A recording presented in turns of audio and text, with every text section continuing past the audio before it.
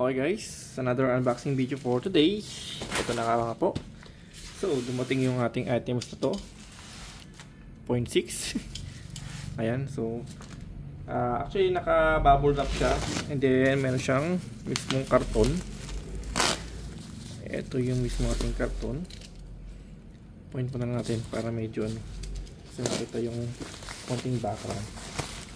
Okay, double check lang natin itong items na pinibili natin sa Shopee again, always. Ayan, ito-check tayo dito lagi. Nag-upload tayo ng mga items na ating mga pinabibili sa Shopee.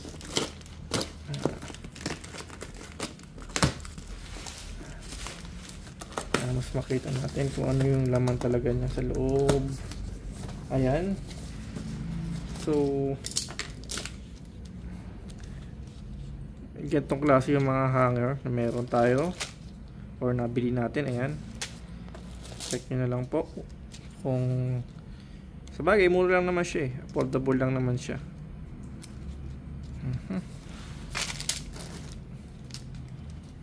Ayan pa. Kitang kita naman guys.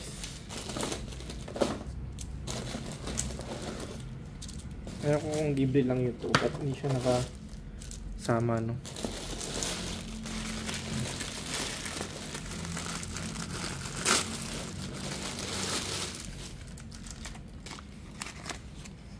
Multi-purpose hanger clips. So usually yung mga ganito kasi natanggal agad yung ano, no, pinaka-clip niya dito. So dahan-dahan lang sa paggamit. Tapos yun nga, kung kaya nyo na wag siyang pagkatapos ng gamitin, wag yun ng isang pipe or bilad to. Tabi nyo kasi yung plastic na to, sure to hindi siya ganun magtatagal pagka naka-expose lagi sa araw to, no. Pero syempre sa presyo, yun lang naman talaga ang naging habol kasi mura. Yun nga lang, kasamang pag-iingat na din po tayo.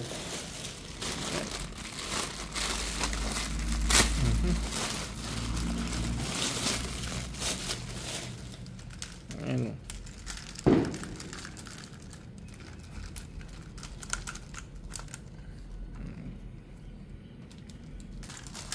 So green naman. Ito. May agad yung plastic. May plastic siya guys. Kulay pula. So dalawang pula, isang green po siya. So far okay naman. All goods naman.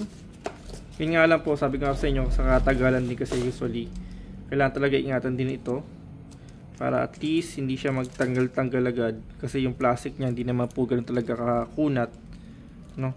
Dahil sa presyo din naman po talaga niya. And then nga po pagka huwag mo masyadong ibibilad to para hindi magato.